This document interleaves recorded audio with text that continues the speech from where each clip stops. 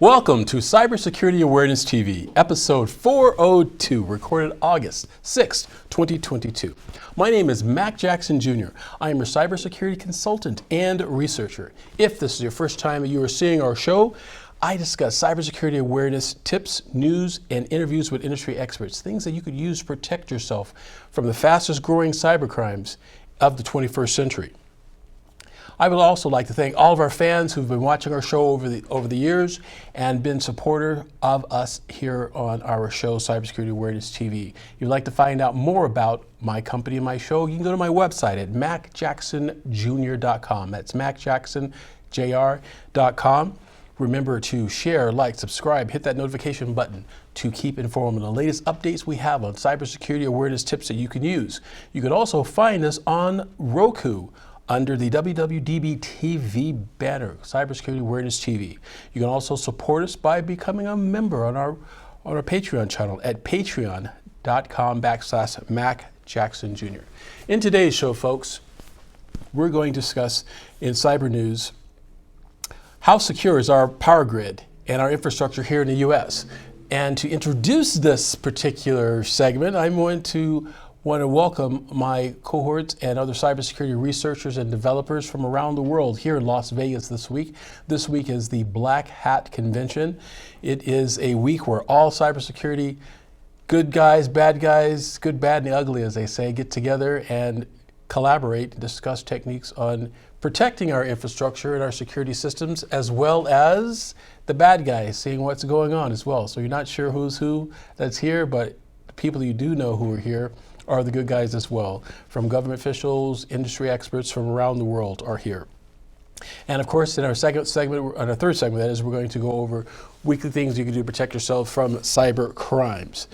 But in our news today, is our power grid infrastructure protected? As I mentioned earlier, folks, in my opening here, that this week is the Black Hat Convention here in Las Vegas, where cybersecurity experts are getting together and talking about the latest, greatest, what's going on in the world of cybersecurity. The goal of the Black Hat Convention is to provide training and education for cybersecurity professionals, business owners, as well as business professionals, government agencies as well, to talk about the activities that are going on and how the cyber postures of all organizations can be hardened and become better. There are people here from all over the world, including US, Europe, and from Asia. Now, with this said, on our show over the last few years here at Cybersecurity Awareness TV, we've talked about how hackers have hacked in and exploited individuals and organizations, taking their data, personal data, and selling it online. And my fans and emails I've gotten from you, everyone, have said that stuff is very scary. And of course, we've talked about the bad guys. Well, this week we're going to talk about some of the good guys as well, what the good guys are doing. And I have a video for you as well later in our presentation. We're going to talk about some of the things that the good guys are doing. But before we do that, I need to give you one other video, folks. I need to let you take a look at some of our research we found of a Russian hacker, folks, that demonstrate how simple, easy it is to hack into a laptop computer system right in front of your eyes. Folks, you need to take a look at this video just to see how easy it is for hackers to do what they do with not much experience. And then we'll talk about the good guys later on in our episode. But check out this video that I have to show you. It's a story broadcast from CNBC, folks. Check out this video. So I am joined here by Mike Sasanskin from Synac. You're going to show us how easy it is to hack into a computer. So this is my personal computer. So in this attack, we will pretend to be a wireless access point that you normally connect to, let's say, in a hotel. So if you go in there and you try to log into something called Four Seasons Guest. Okay. As you'd expect, it's, the Wi-Fi is around, you'd want to be able to connect to it, and a person who just arrived will think, I'm a guest, I should connect to the guest network. Sure. So now if you go to a website that you would normally use, like Yelp.com. Okay. And normally what happens when you go to a website just after you've logged into into a hotel network, it says, oh, please log in, you're a new user. So here it's asking for your room number and last name, which it would normally do. Right? And actually I can see your information show up here. And so part of the attack is that it tries to convince you that you need to do an update. Your machine is out of date and it's vulnerable. So you want to click on the download button because it's sort of convincing you to do this. And once you've executed, that's it. You already have been exploited. I can see it here. It says Aditya's MacBook. Let's say if I want to take a screenshot of your of your webcam, right? Okay. So I have a special command here for essentially accessing your little camera right here. If I say execute. There we go. I just saw a green light pop up there for a second. For a second, but now it's already too late. And I already know what's going on around you. Oh, wow. There we go. This particular attack, it recorded the picture, but you can actually record the video. You can also record sound if you wanted to. That's really disturbing. You can execute things on the behalf. So what I'm going to try to do is actually open the calculator application. Okay. There we go. There's my calculator. It just popped up. I can basically execute any types of commands I want on your behalf. So what can people do to protect themselves?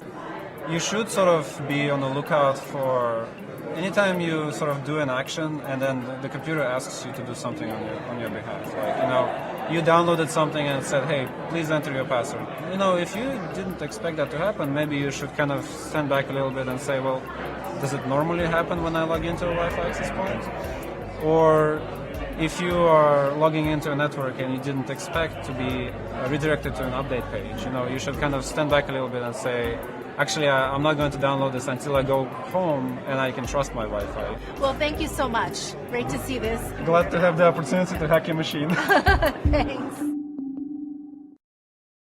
Hey there, thanks for checking out CNBC on YouTube. Be sure to subscribe to stay up to date on all of the day's biggest stories. You can also click on any of the videos around me to watch the latest from CNBC. Thanks for watching. All right, folks, that was an interesting story about how the Russians groups can hack into our systems. Not necessarily just Russians. It could be any hacker can form that particular type of technique into exploiting your computer systems. But folks, there are some good news. In our next story, I want to show you some of the good guys that are involved in ethical hacking. Businesses and government agencies from around the world have become more proactive in cybersecurity posturing regarding their company's data assets, right? Ethical hackers provide testing strategies that can help strengthen an organization's operations into their cybersecurity systems, such as our power grids, our infrastructures, financial banking, hotel casino industry, and others. In this following story that we have here for you from Cybersecurity Awareness TV, I'd like to show you an example of a power company in the Midwest that hired a group of ethical hackers. These are white hat hackers from a group called Red Team. Red Team Security. They are used to test the defenses of organizations, of businesses, to see how good they are and make sure they are up to code, if you would, and are in compliance. This story comes from Tech Insider, and what Tech Insider did was to follow this group of security ethical hackers and to see how they do what they do. They're able to go in and break into systems like our power systems, folks, our power grid systems. Now again, they're hired on by the CEO, so what they're doing is legal. And the organizations have hired these groups to do this, to make sure that what they have set up in their company is actually in compliant and cannot be broken into, and make sure that it's hardened. And this is a really amazing it's a long video, folks, but it's worth you watching and taking a look. This is some of the good news that have come on. Also, I want to give another shout out to this group, the Red Team Security. These guys are former military, have military backgrounds, and they have been in the theater of war from around the world. So these guys have been trained and understand the techniques involved when it comes to cybersecurity. So I want to give out a shout out to them as well for military people getting involved in this. And folks, I think you'll really get a lot out of this video. So here's the video. Check it out. We'll talk about it right afterwards. Yeah, I just flipped the lights on. The door was just open. Basically anything that could ruin a company, we try to access. So we're about to hit up a power substation. It's surrounded by a barbed wire fence. We will get in, there's no doubt about it. I'm in the building. Server room. We're not seeing cameras. I think the surveillance sign is a lie. It's kind of creepy, yeah.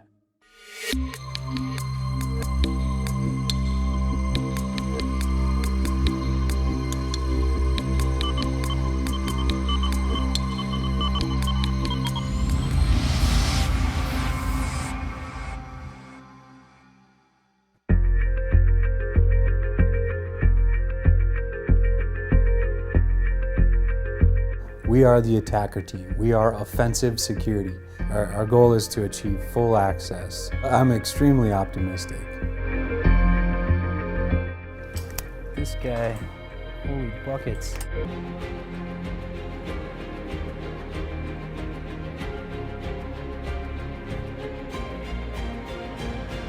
The wonderful thing about all of this is it's perfectly legal. We like to bring in a mix of people with different technical skills. We're going to pretend like we work here. My specialties, if you will, really involves social engineering. Now what I'm doing is I'm going to download some malicious scripts. Background mainly in application pen testing. Given a determined enough attacker, it doesn't stand a chance. I come from the military, specifically the Army, as a paratrooper and a medic. I originally practiced doing this stuff at home. Penetration tester, usually focus more on the network side of things. You need to have the ability to kind of think outside the box, then you can start to hack stuff.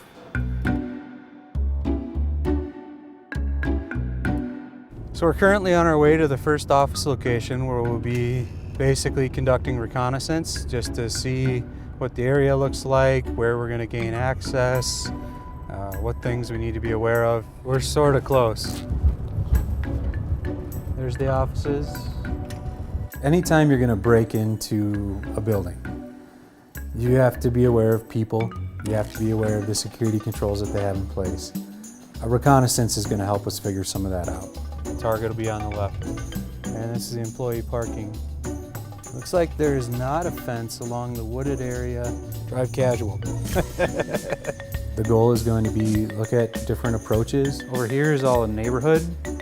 And this is wooded, but there's no fence here. Look for cameras, try to get a sense of when people are going to be there. Office. A bunch of cameras on this side. What the surrounding area looks like. Are there neighbors who are going to see what we're doing who might call the authorities? We've got residents, so if anybody sees us, we've got a problem. It looks fairly accessible. It'd be fairly simple to have somebody enter from the wooded area or simply just drive up into the employee parking lot like you belong and just walk up to the door. Assuming there's not anybody inside, we should have free reign of the place.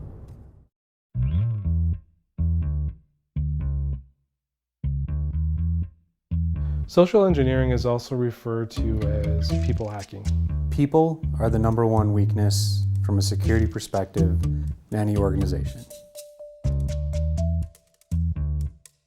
Our costume is basically a technician. So you've got a polo, jeans, work boots. In order to capture some of this, we've also basically used a GoPro inside of a small satchel bag. It's a bag camera.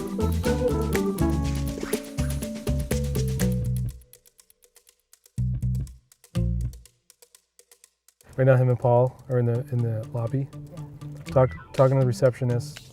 They dropped 2 of our contact names. Contacting over here to check on some speed issues and some other stuff with the internet. Looks like they're getting visitor badges. It's not that unexpected that your internet service provider might show up to test if you're having speed issues with your network. Do we want to get the visitor badges? I know we got it. Doing a lot of sighing, which is typical of what we should be doing, kind of creating a sense of inconvenience, hoping to play on her willingness to want to help people. Confidence is extremely important, and that will come naturally, having done your homework in terms of researching a company and solidifying a pretext.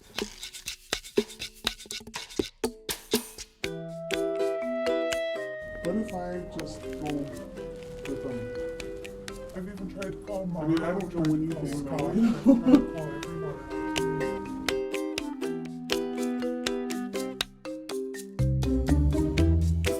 It sounds like the receptionist is a little open, but this guy's very skeptical at this point.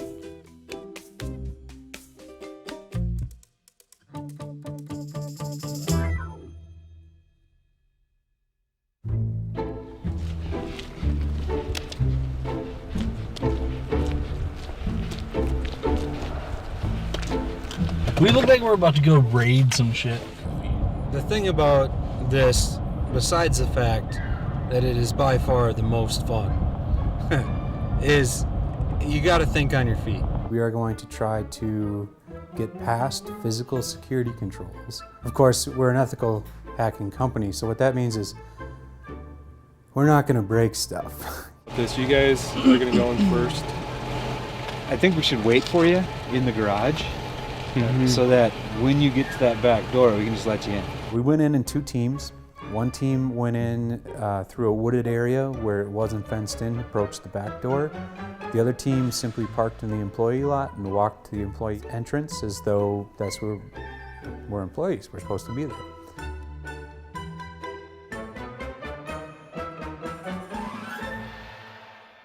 Some doors you can use what's called a shove-it tool. It's basically a way just to get in there and get the door to open.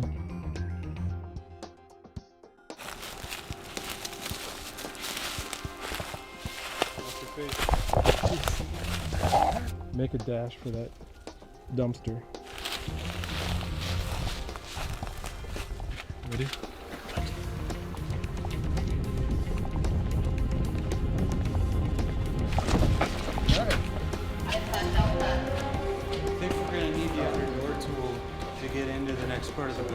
We have a tool that we can use to go underneath the door to snake up to grab a handle and simply pull down on the handle from the inside and open the door. Sometimes the doors aren't locked. I mean, first thing is just check if it's open. Okay, door's open.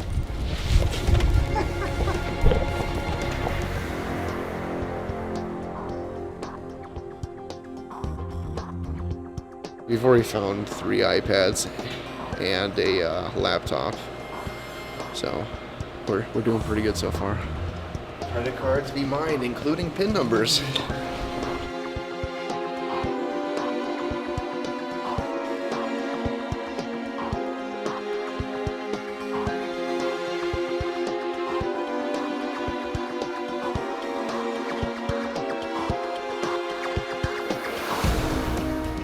It's designed to be physically deployed at our target location, that we want to maintain a ongoing or rather persistent connection. It's a small computer that's just a hardware botnet computer. So what we can do is plug that into an outlet and then into the network as well. Remotely we can control that, install software like malware scripts, penetration testing scripts, things like that.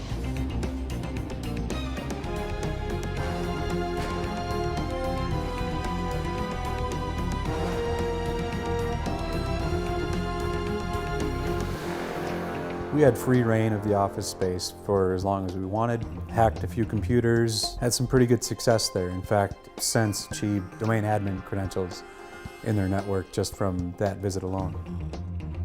We got everybody? Everybody has their equipment? Yeah. Cell phones in the truck. Coast is clear still? Block, don't run. Just block normal.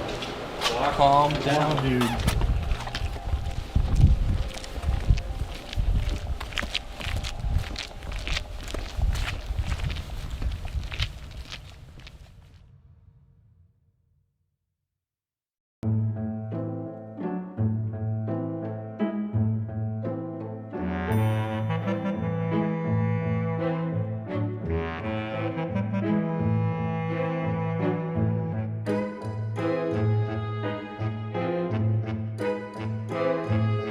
There's microwaves that go out from a sensor. Anything that's in front of it, it's going to bounce off. That sensor is going to have a resistance and read it back saying, okay, I know something's here.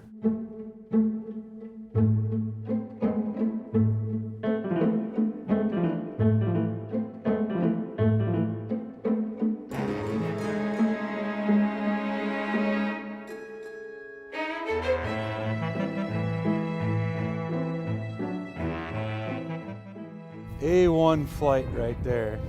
Looks like they're on their way back.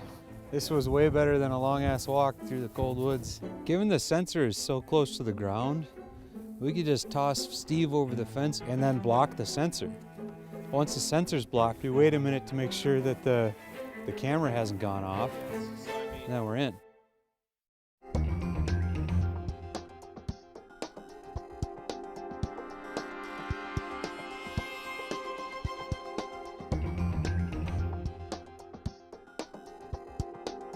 We actually don't know about the sensor itself, but the camera has 280-degree view, which basically means that it can't see behind the pole that it's mounted on. We need to get the shield out. You look cool, buddy. It sucks out here. Alright. What this is going to do is this is going to block the infrared component of the sensor. You should effectively see my body heat disappear. And we're going to send Steve over the fence again.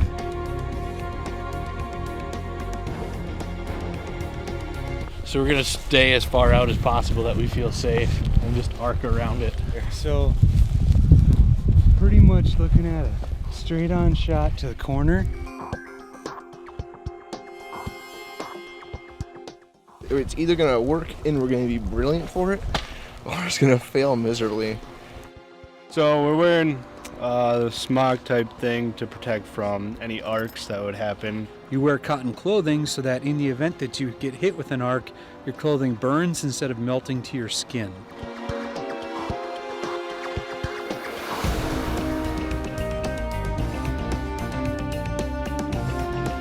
Everything is completely self-sufficient in here so long as it stays plugged in. The next thing we're gonna do is make sure that we can hit the internal network.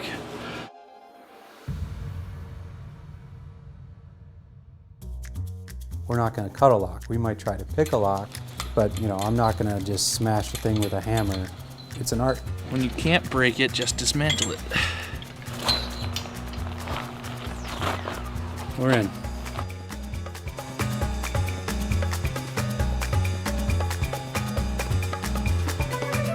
It's effectively a cloner. We'll be able to capture employees' cards and write them to our own cards to get unfettered access into the building, usually at night. What are we in there?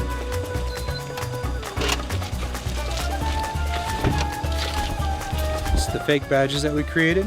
Work great.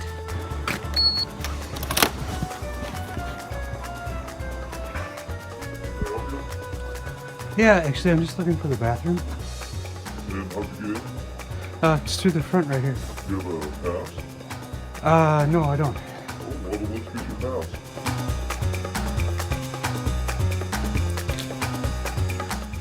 This isn't a normal USB drive. We've just written some basic code. When we plug it into somebody's system, it's gonna automatically run. I can basically do anything that he can do on his machine just remotely. We found some unlocked systems, actually dropped some malicious files on them. I can start the microphone on your computer. So I can now start listening to you physically talking. I can take a screen capture of what's on your desktop. I can take pictures with your webcam to see if you're sitting at your computer or not.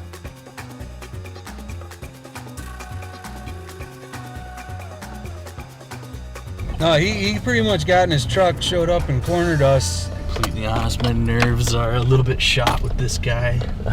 These companies understand that they need to have a stronger security posture. It's increasing awareness and companies are starting to do much better. We still have a long ways to go, but I think we're seeing improvements out there, yeah. You think you have all those little holes patched and then you find out that, you know, they found another way to get in.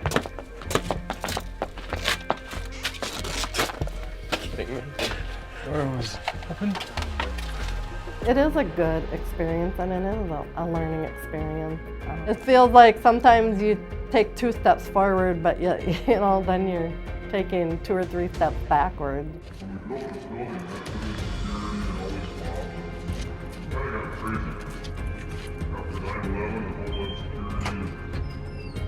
For buildings like this? Yeah. Really?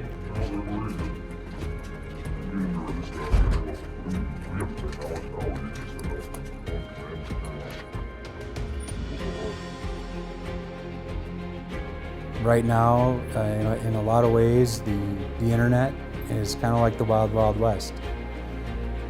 Maybe people aren't necessarily dying, but there's a lot of people hacking, and it doesn't take much to do so.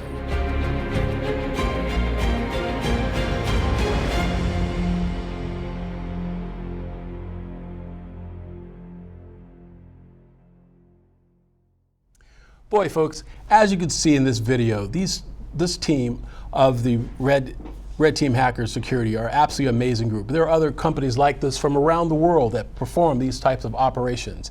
It's like a version of the old school Ocean's 11 movie, right? Where you have these people who are qualified and able to break into a casino, or you have people like this that are qualified to break into an organization but do it legally to find out what can go wrong. It's best to be proactive in your organization, to have a team like this security team to find out the flaws and vulnerabilities within your organization rather than having it be reactive. And that means at the end of the event, having a cyber event happen in your organization and try to recover from it. It's best to find out up front what can go wrong and how to fix it. As these organizations are becoming hacked, as this type of attacks are rising, more and more businesses are becoming proactive in their types of cybersecurity practices and research. The proactive approach is the best way to defend ourselves against these types of cyber hacks. And these are things that we can do even from our small companies, folks. It doesn't have to be a large company like the Power Grid. It could be a small mom and pop organization that has information and data, because folks, data is the new currency, and that's what these hackers are looking for, information and data. Like we always say, folks, on the show, Cybersecurity Awareness TV, hashtag Stay Cyberwoke. We'll be back after these messages.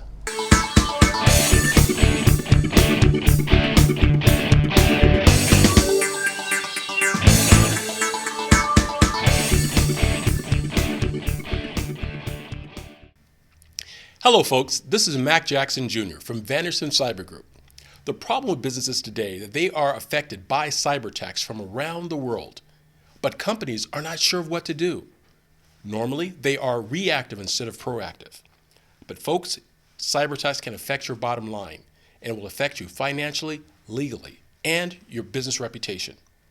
Here at Vanderson Cyber Group, we can help you develop a policy by training your employees on what to do if they are involved in a cyber attack and how to mitigate it and fight against it. Folks, we call it here hashtag Stay Cyberwoke. And that's Vanderson Cyber Group here in Las Vegas and around the world. You can reach me, folks, at VandersonCyberGroup.com or my website, MacJacksonJr.com as well. Here locally, 702-868-0808. Give us a call today, folks. We must fight back.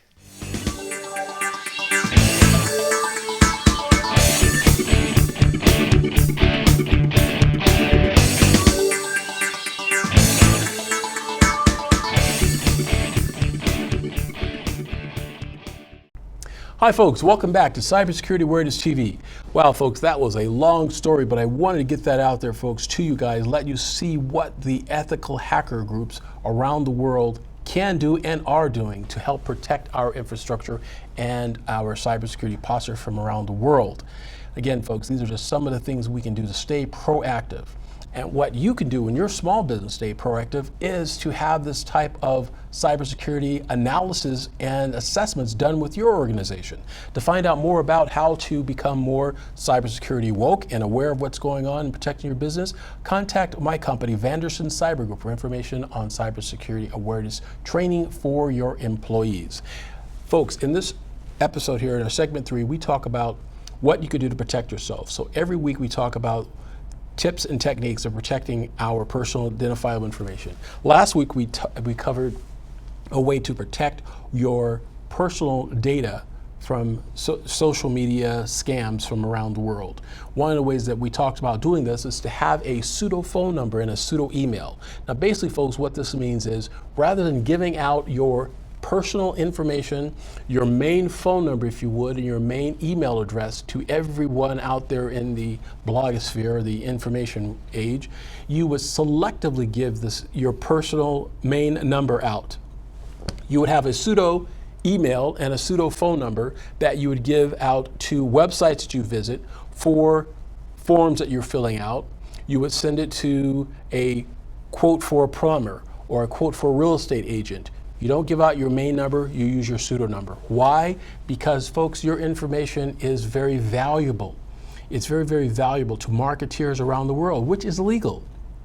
However, there are scammers out there, and they're growing by the numbers, folks, that want this information as well to try to exploit your data and sell it to other bad guys. And having a pseudo phone number and a pseudo email is another way that you can use to protect your privacy just a little better. For more information on that, definitely contact my company at macjacksonjr.com. That's macjacksonjr.com for information on this types of consulting or software you may need.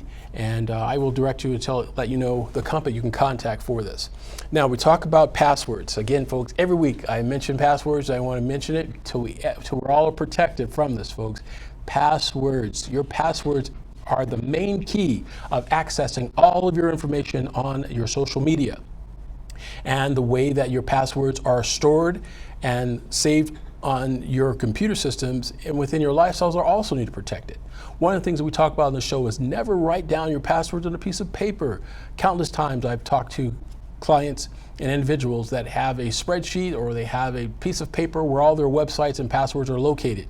I even talked to another company that has their passwords written down on a piece of paper, but the paper itself is in a safe, and a safe that has a password in order to open up the safe to get to the passwords. Yes, folks, it can be daunting, but I'm letting you know what you have is you created currency. In that safe, you may think is a piece of paper, but in some circles, especially in the dark net, that piece of paper is worth like diamonds and jewelry in that safe. So folks, so think about that when you're writing down your passwords on a piece of paper. You need to have a password management system. We talk about that every week on our show. We want you guys to definitely look into this to see if it's something that fits into your lifestyle and your organization. Having a password management system, folks, give you that layer of protection you need to protect you from these types of cyber hackers. For more information on that, definitely go to my website again, folks, macjacksonjr.com. Click on services and you will see password management system called LastPass that I am an affiliate with and we represent as well. So make sure you change your passwords on a regular basis. We also talked about, folks, in previous weeks, TikTok, and I want to bring it up again because it's coming up every week. We're getting information on TikTok and victims of TikTok. What is TikTok? It's a social media group, yes, like any other social media group where people are doing little videos. Some of them are really stupid. I just have to personally say, folks, say some of them really stupid. We need to educate our kids and educate our community about some of these videos you guys are putting out there are actually really, really stupid. But what happens in the background of these videos is that there are bad guys collecting information about you. Not necessarily the viewer, but the person creating the TikTok. Who are these people? Where do they live? When you fill out the information about your video and you put it on the social media, you're putting your information out there for everybody to see, even the bad guys, folks. You're thinking it's good for viewers or people to view your TikTok, and that is the hook to get you in, but I'm letting you know, folks, there are bad guys looking at that information too. So you need to make sure that you are well aware of how to protect your data when you put it out there on these types of social media platforms, such as TikTok. So be very, very careful of that. Again, folks, make sure that when you're in coffee shops or any sort of places where you're using Wi-Fi, make sure that your Wi-Fi device, you have a VPN, virtual private network. But folks, even better than that, if you can afford it, take a look at having a mobile Wi-Fi device with you and use it rather than using your coffee shops or hotel rooms, Wi-Fi and hotspots. Because folks, nowadays, hackers can create fake Wi-Fi locations. Here in Las Vegas, we have seen, and it's been reports of fake hotspots that are going on up and down the strip where tourists will see a name of a hotel they're thinking of getting the free Wi-Fi where they can log in and attach to the Wi-Fi to get to the internet. And it turns out that these types of Wi-Fi locations are fake. They're fraudulent. They're put together by hackers. That's simple to do with a laptop. And would create like a trap, if you would, and then tourists will be able to log into this particular fake Wi-Fi hotspot and get their information compromised, possibly compromised and exploited. So be very, very careful of that. Have your own, use your phone if necessary, make sure you know who you're logging into.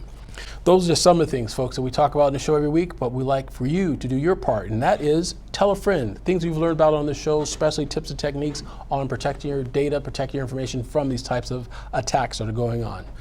Tell a friend. It's very, very important, folks. Also, the last thing, multi-factor authentication. That's right, folks. Multi-factor authentication. When you log into a website, your website will send you another code, and it will authenticate you. Banking and finance institutions are starting to use that now as well, so definitely take advantage of that. That's it, what we have for you for this week's show, folks, on Cybersecurity Awareness TV.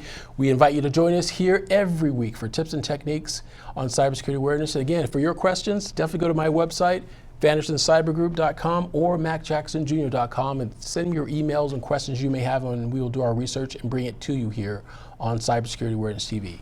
Until next week, folks, hashtag stay cyberwoke. See you next week.